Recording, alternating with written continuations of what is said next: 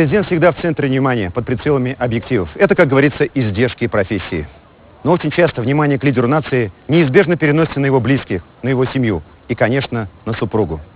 Наша героиня, несмотря на свой особый статус, всегда предпочитала оставаться в тени. Но сегодня у нас есть редчайшая возможность поближе познакомиться с человеком, который определяет политику в одной отдельно взятой семье.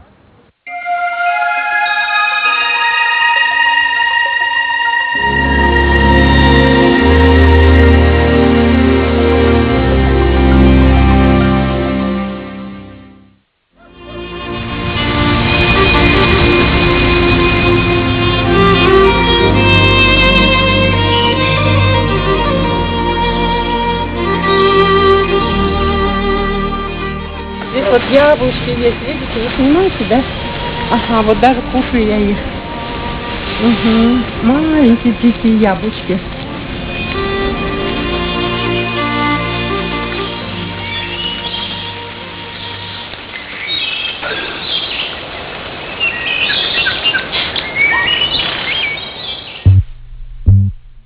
«1931 год. Деревня Кун, ТССР. Заканчивается коллективизация. Дошла очередь и до тех, кто просто честно трудился и, не приведи бог, имел лошадку. Под раскулачивание попадает семья Ахуновых.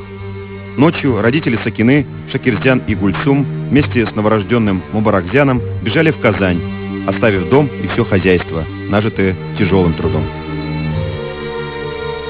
Буквально за ночь к утру подъехали к Казани, развернули меня, а я весь синий, уже почти умирающий ребенок. Ну, каким-то чудом откачали. Я остался, как говорится, жив. И вот таким образом мы, великим, так сказать, Богу судьбам, все-таки приехали в Казань. И сразу здесь было приготовлено для нас место, где мы могли бы остановиться. Это оказалось подвальные помещения 12 квадратных метров. В этом утлом подвальчике семья ютилась очень долго. Здесь же, на улице Волкова, в августе 1939 года на свет появляется наша героиня, маленькая Сакина. Мое детство пришлось на войну. Мне еще не исполнилось и 2 лет, когда пришла эта беда. Папу почти сразу призвали на фронт. Он воевал от первых до последних дней войны. Мама же осталась с 2 детьми, со мной и братом.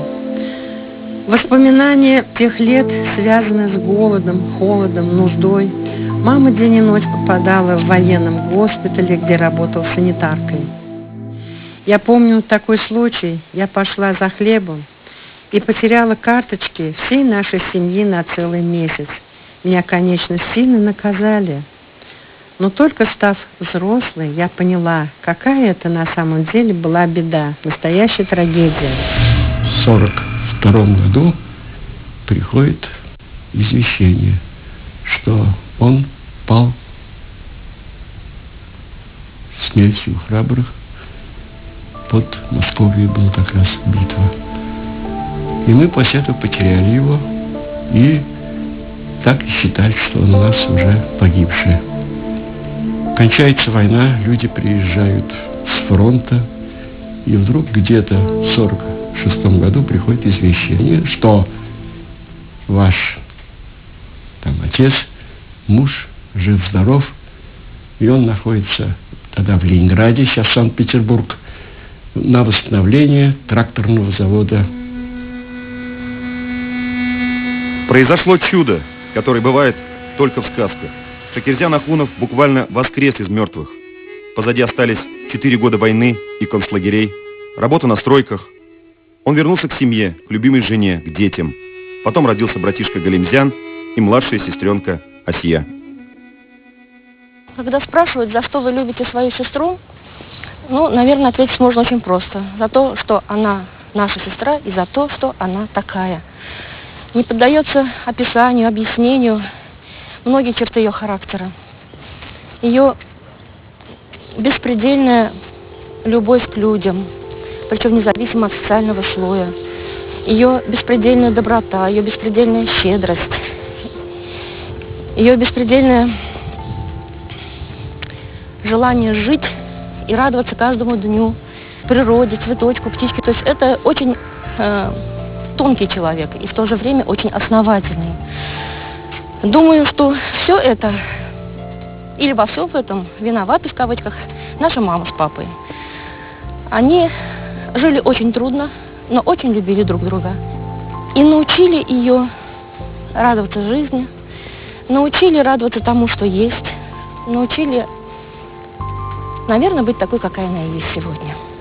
Жизнь ее – это забота обо мне, о младшей своей сестренке. Разница у нас 12 лет. И, конечно, совсем самое-самое детство ее я не помню, но вот как она ко мне относилась, я помню очень хорошо.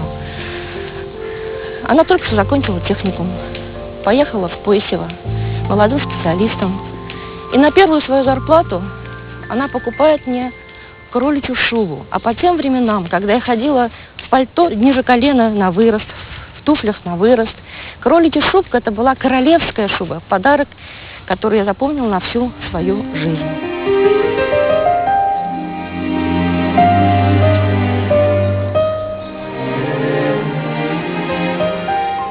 На Волково, вот здесь вот данная фотография, мы сфотографировались с ней вместе, как раз спуск лестницы, спуск с сада в нашу квартиру, именно в подвальную квартиру. Вот жаль, здесь не видать, но действительно жили с ней и родились вот в этом подвальном помещении, 12 квадратных метров.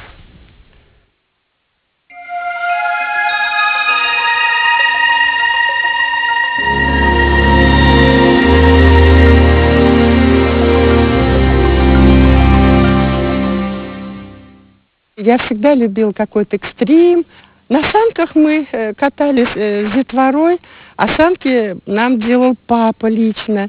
Он, знаете, какие были санки? Вот похожие, то, что сани запрягали для лошадей. Они были только размером чуть поменьше, такие загнутые, большие. Мы умещались в эти санки где-то по 8, 9, 10 человек. И с огромным криком, визгом спускались с горы улицы Волково. Это вторая гора, если вот кто-то знает.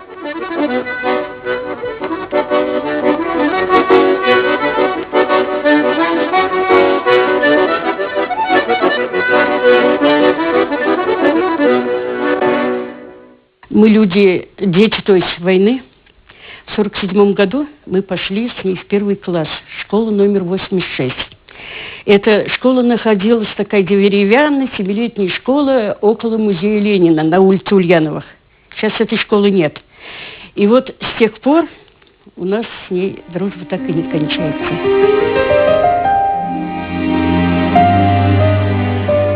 Мы садились где-то на крышу, на какой-то сарай у нее там, около дома, и учились мы там. Тетя Галя, значит, нас, это мама ее, картошки наварит, позовет, с зелеными помидорами мы, значит, наедимся. В драм-кружке мы с ней там участвовали, очень много пьес, постановок сыграли, в ТЮЗ даже выступали. Ну, кружок у нас такой был. Николай Васильевич Гришин у нас артист, театр Качалова вел. Вот, например, мы «Женитьба» Гоголя. Я играла Липочку, она Сваху играла. Обратите внимание на иронию судьбы. Сакина Шакировна на экскурсии в Казанском Кремле. А ведь не поверила бы скромная студентка ни одному пророку, приоткроя не тогда перипетии ее судьбы. Я в детстве, когда с мамой, с папой жила, у нас в саду черемуха была. И она такая большая была, цвела красиво. Ой, прям я в школу драла, учителям весной носила букеты. Но послевоенное детство пролетело незаметно. Пришло время, и молодой специалист-плановик Сакина буквально настояла, чтобы ей разрешили уехать в отдаленный Калининский, ныне Актанышский район, и начать работать финансистом в Поясевском райпотребсоюзе. Ее выбор, по иронии судьбы, стал знаковым. Она приехала на родину своего будущего мужа. Она так полюбила деревню, это до невозможности. И когда вот меня уже стали брать, приглашать в обком партии работать, кто не захотел ехать в родную Казань, это она. Она очень полюбила, у нас родители держали скота много. Как приедет, она все время то в коровнике, то в телятнике где-то, значит, среди животных. Потом, она и сейчас говорит, значит, мне нравится запах, значит, своего хозяйства.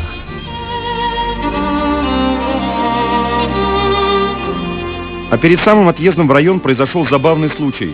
Юная Сакина помогла определиться с выбором девушки для своего старшего брата, ставшей ему верной спутницей на всю жизнь. Самое интересное то, что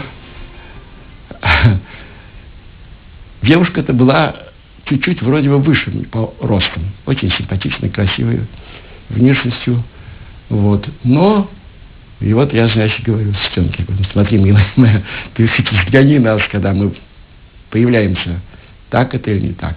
Она мне и говорит, ну, брат, ну это то, что надо, девушка. Она и приятная, обаятельная, симпатичная, раз тебе тем более нравится. А то, что чуточку выше, это у нее будет волосы пышные, на каблуках, как-нибудь будете, так сказать, общаться уже ближе, научишься, как говорится, с ней.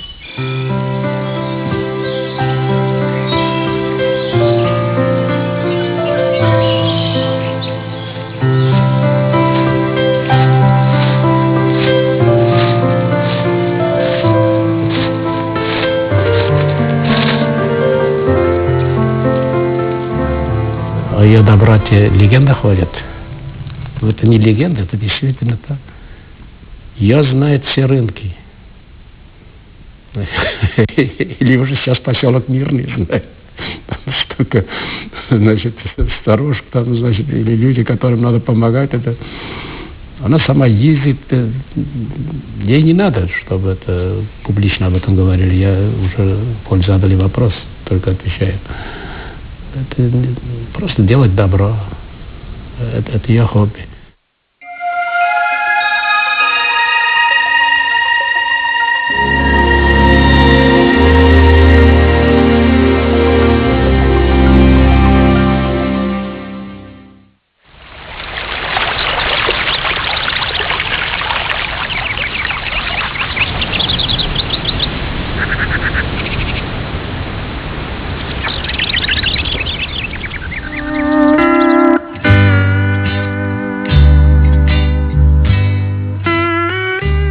Как-то весенним вечером, в самый разгар танцев, в клуб зашел незнакомый темноволосый молодой человек. Наши глаза встретились, и как будто ток пробежал по моему телу. Это был Ментимир. Пошел в танцы. И стоит у двери девушка, длинный черный кос, белая кофта, потом такой бархатный, по-моему, сарафан. Так, по-моему, раньше назывался. Я сразу обратил на нее внимание. Но, оказывается, она тоже. Начали танцевать, танцы начались. Я ее пригласил, с ней один танец, по-моему, станцевал. Поговорили немного. А потом я начал танцевать с ее подругой. Потом я пошел их провожать. Они жили в одной квартире. Она-то думала, оказывается, что мне понравилась ее подруга. Дошли до ворот. Я тихонечко подругу отпустил. Так и не задержал. И вот так остались вдвоем. А я ему говорю, так ты весь вечер танцевал с Ритой, почему ты меня-то все-таки задерживаешь? Он говорит, я расспрашивал у нее, кто ты такая, откуда приехала, где работаешь, нет ли у тебя на данный момент молодого человека. Она еще не хотела замуж, я предлагал уже, потому что она училась заочно в торгово-экономическом институте всесоюзном. Она очень хотела ее закончить. И в этот момент на сцене появляется импозантный и респектабельный мужчина. И, как доказала история, непревзойденный сват. Папа Ментимира Шагишарип Абы. Вдруг ко мне появляется с этого села, где она, наверное, начала работать, очень интересный мужчина. Я тогда уже пусть мне там 25, но ведь ко мне приехал, знаете, человек, которому лет под 50, мужчина в кожаном пальто, при усах, костюм, вот как это в те времена носили. Вот Сталин, это типа военного, значит, кителя, вот, очень приличной шляпе, все под кожу. Отрекомендовался, вот я буду отец Тимошевича, я приехал к вам, значит, с вами, во-первых, познакомиться, ну и, соответственно, значит, как сват.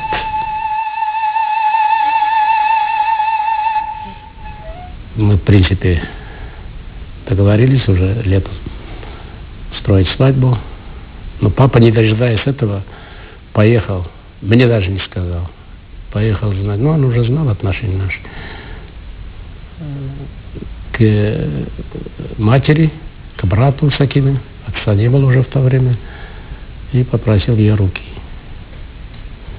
Это для меня было такой неожиданностью. Папе очень хотелось, чтобы я женился именно на ней. Хотя у нас уже в разгаре была любовь.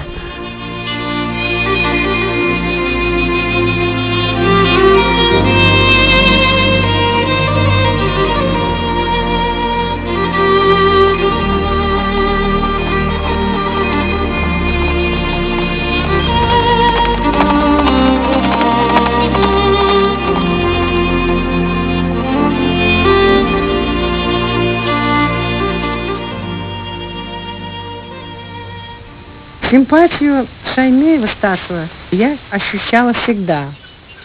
Наш приезд в отчий дом всегда был праздником. Папа всегда закалывал барашка. Его готовили в большом казане, в котором помещалось полбарашка. После супа мама ставила на стол мясо в большой миске, а папа, поточив нож о край этой миски, отрезал самый вкусный кусок и давал его мне. Надо отдать должное Минтимиру Шаймиеву. Он всегда был принципиальным и не боялся принимать решения, получая за это строгачи.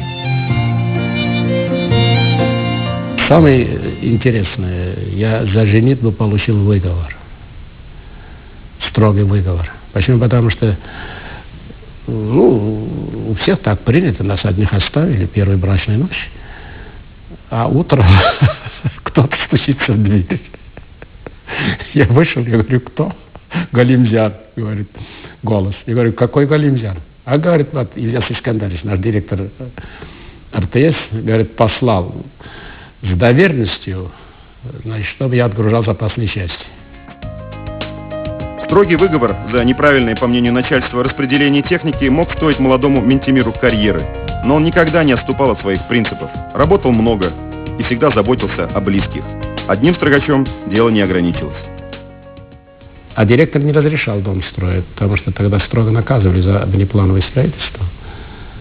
И директора моего положили в больницу, в Гульму тоже. Я поехал, ему лекарство надо было, я достал лекарство, значит, поехал, отвозил ему лекарство, и главврача спрашиваю, я говорю, долго будет лечиться?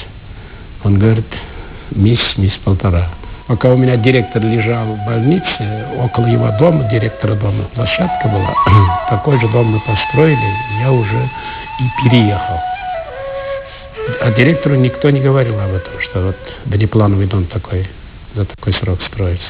Я уже переехал, и мне рассказывали, значит, я где-то был в районе, Илья Искандарович раза 4, говорит, обошел дом пешком, вокруг дома.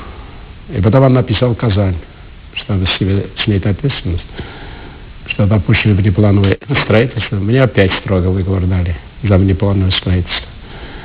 Я очень быстро нахватал строгих выговоров.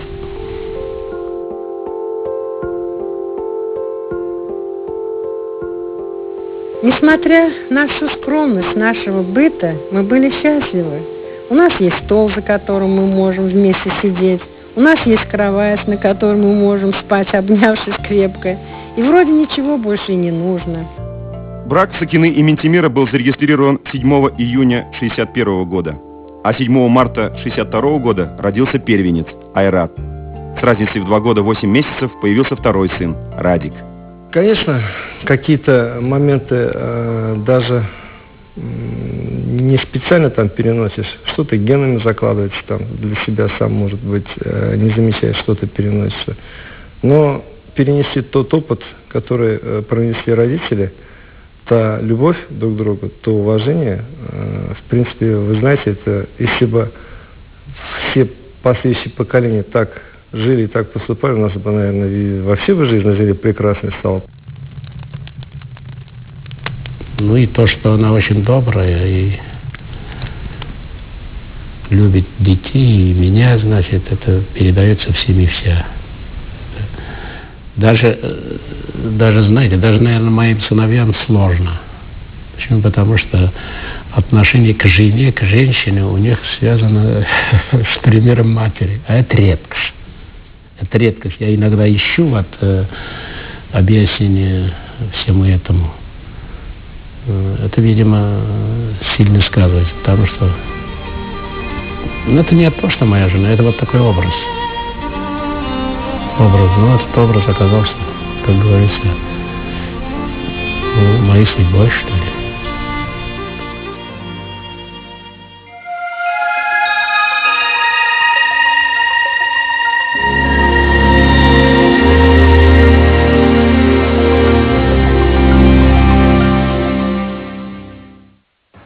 В Казани карьера Минтимира Шаймиева резко пошла вверх. И, как он сам неоднократно признавался, в этом есть немалая доля заслуги его супруги Сакины Шакировны. Мы очень любим жить в живой природе. Мы здесь живем в таком прекрасном месте на берегу Волги уже 38 лет. Практически в Казани мы и никогда не жили. Постоянно живем здесь, потому что лес, природа – это кладовая здоровья, на что мы практически пока и не жалуемся. Так потому Минтимир Шарипович 68 лет и живет, наверное. Он вообще не выходит никуда, куда-то вот уехать, там, к родным. Нет, он вот тут, как привязался. Утром голыми ногами, босиком пробежаться по траве, по росе, это, знаете, здоровье, здоровье.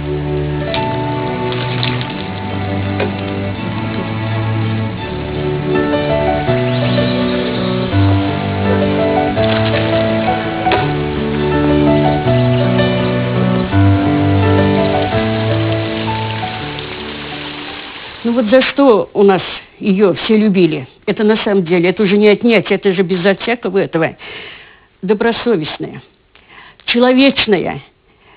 Ну вот сама доброта, она вот независимо по тем причинам, вот муж у нее, значит, по таким ступеням все время поднимался, казалось бы, другая, ну, загордилась и все. И это же независимо от рангов, директора это или уборщица, она все время одинаково находила разговор какой-то общий с ними.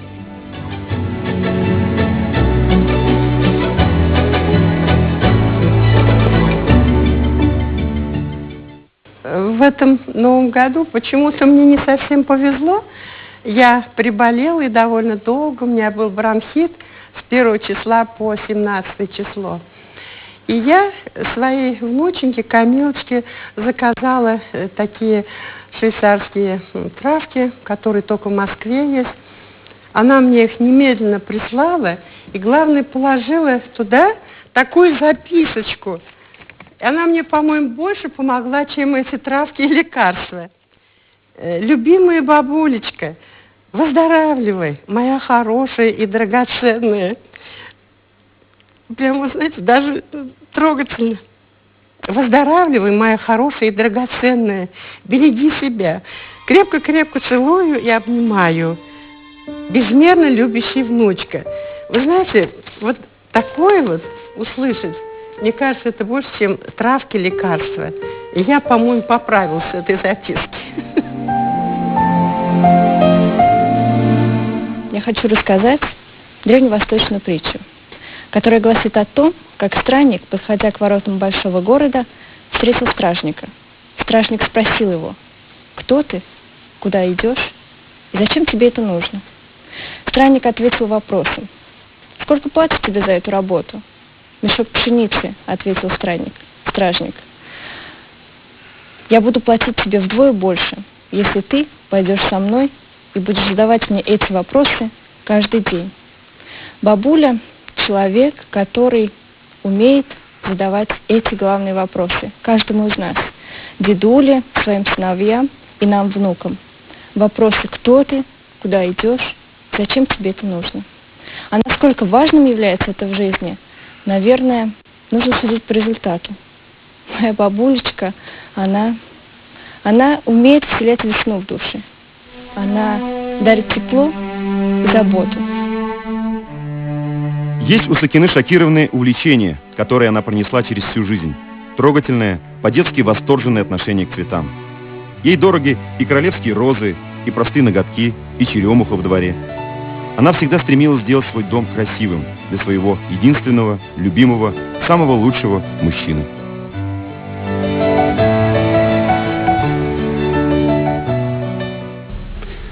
Это очень тяжело прожить жизнь другого человека. Вот она это смогла и делает на сегодняшний день, я считаю, очень успешно. Вот для меня это пример. Я бы очень хотел, чтобы моя женщина также меня понимала и прожила мою жизнь.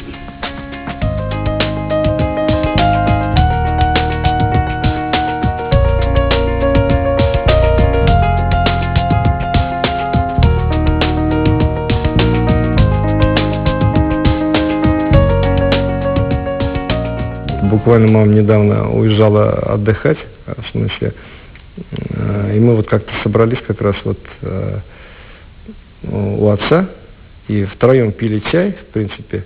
Вроде бы все нормально, вроде бы все есть, и мы как-то вот так вот все на одной мысли себя поймали, так еще так смеялись, что вот чего-то не хватает, и чего-то вот не хватает, какого-то уюта, какого-то тепла, вот, и вот именно мама.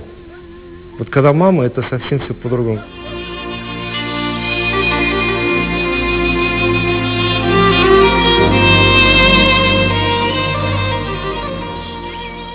Ну, у нее дар, понимаете, любить мужа и посвятить себя семье.